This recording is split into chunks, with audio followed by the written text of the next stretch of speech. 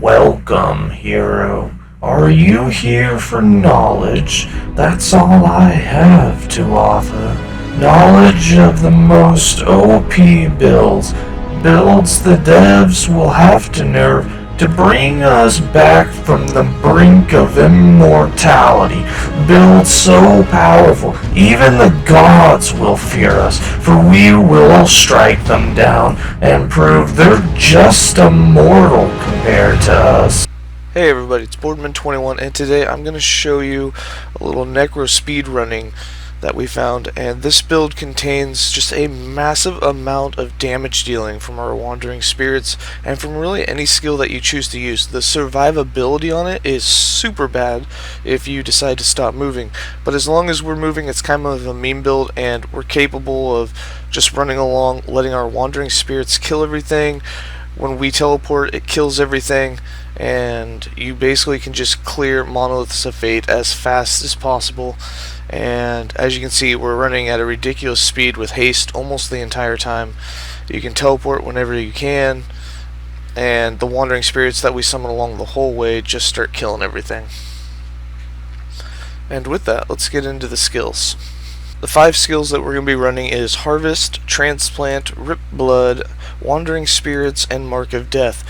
For Harvest, we're using it to stack damage over time, and that's what we're really using anything for. So in this, we have 5 points in Bloodbringer for 100% bleed chance. We have 1 point in Double Edge Scythe, because this is another 100% bleed chance, and our self-bleed is 100%, but since we're using it in Zanguis, we're actually immune to that self-bleed. And we have 4 points in Putrid Reaper. We will put another point in there for a 100% poison chance.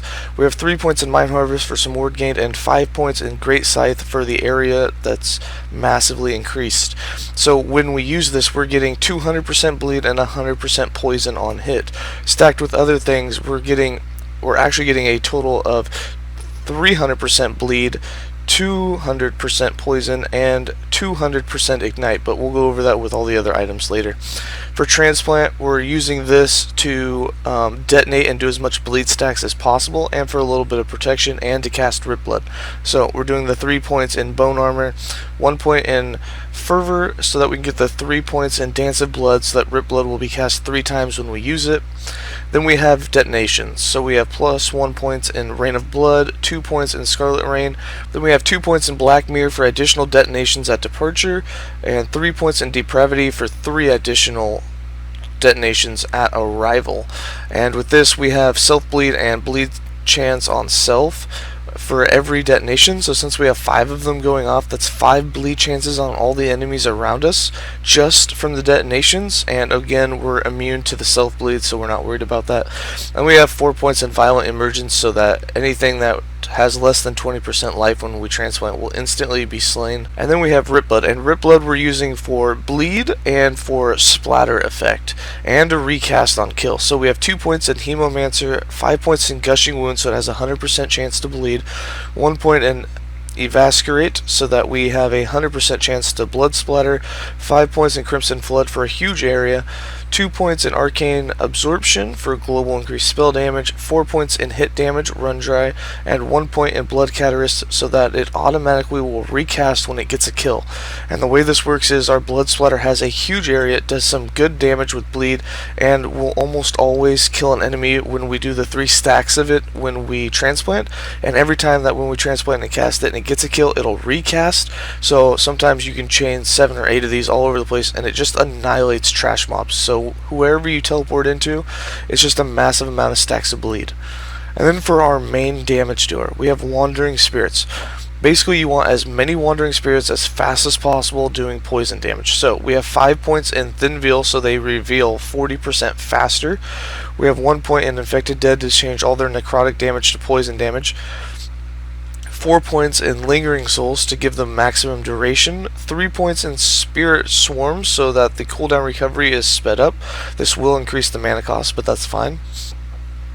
2 points in Soul of Rage so that we've unlocked Spectral Putrance so that they will cast a poison projectile every 2 seconds, and then 3 points in Soul of Filth to increase that by 30%, so they'll do it faster, and 1 point in Spectral Scoring because we had an extra point, and this increases the range that they can fire it. These will be your main damage dealers.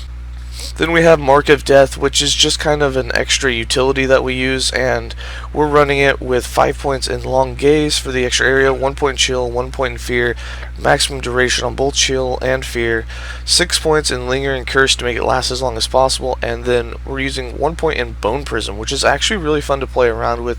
You can put the Bone Prism around a mob or put it around yourself to protect you in case of a lot of projectiles like the ice mobs, and 2 points in Calcium Infusion because we had 2 extra points and just to make it a little bit more survivable. Now for items, you can basically wear whatever you want. The only important thing is the weapon.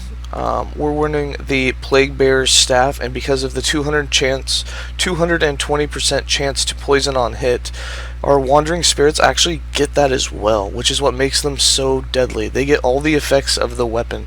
And then on top of that, we kind of turned it into a meme build, so we're just running everything. We have Zanguius for the ward generation, although we don't have a lot of life, so it's not like this super massive thing. You can get a lot of life. We just went for move speed and attack speed on everything.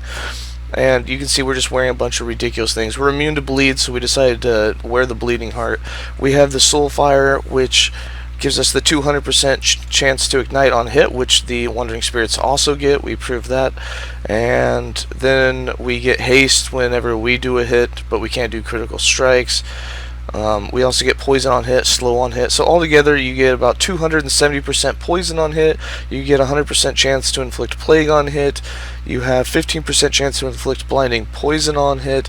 You have 200% ignite on hit with the Soul Fire, and then when you get into Harvest you have an additional 200% bleed and 100% poison, and all of that just stacks up on every hit, so it gets a bit crazy.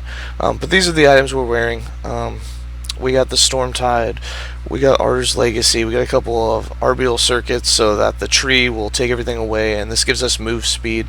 So just a bit ridiculous. For idols, you can run any idols that you want. We just did a bunch of ward retention ones and some damage on hit ones. And yeah, that's it for the items. Now for passives, this is where the damage comes from. There's a couple of broken nodes in the passives, and they'll probably be fixed so that you can't do what we've done here soon, but this is what we have. We have 20 points in the Acolyte, we got 7 points in Forbidden Knowledge, 8 points in Blood Aura, and 5 points in Blood Pact. In the Lich, we have 8 points in Survival of the Cruel, 8 points in Serrated Bones, 8 points in Dance with Death, 8 points in Crippling Insight, and 8 points in Lasting Stench. And then the biggest one is we have the 1 point in Hollow Lich, which converts all sources of Health Leech to increase damage at 10 times their value.